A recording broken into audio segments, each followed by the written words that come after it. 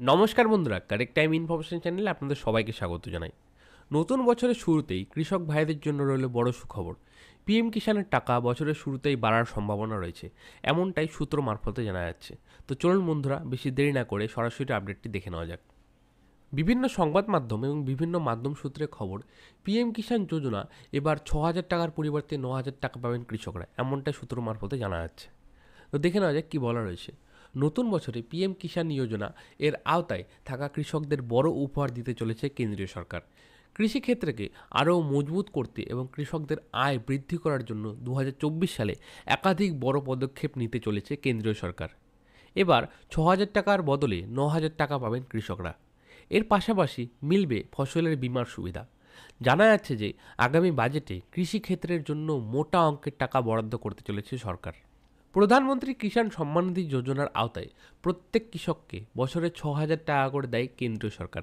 এই ফেব্রুয়ারিতে এই যোজনার 5 বছর হতে চলেছে।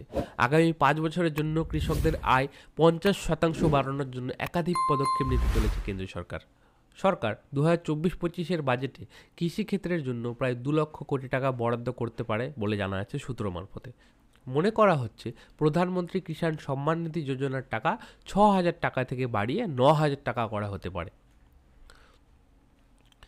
এর পাশাপাশি কৃষকদের কথা মাথায় রেখে ফসল বীমা যোজনায়ও বেশ কিছু বদল করা হয়েছে।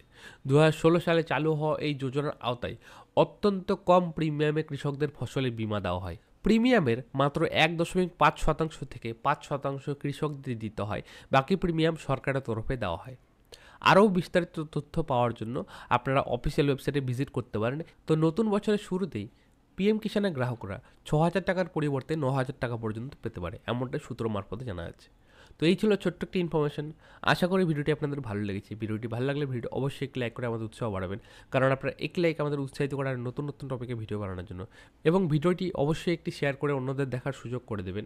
এবং আপনি যদি আমাদের চ্যানেলটি এখনও সাবস্ক্রাইব না করে থাকেন, তাহলে চ্যানেলটি সাবস্ক্রাইব করে বেল আইকনটি অল অপশন ক্লিক করে দেবেন, যাতে আপনি পরবর্তী কোনো ভিডিওর আপডেট মিস না করে যান।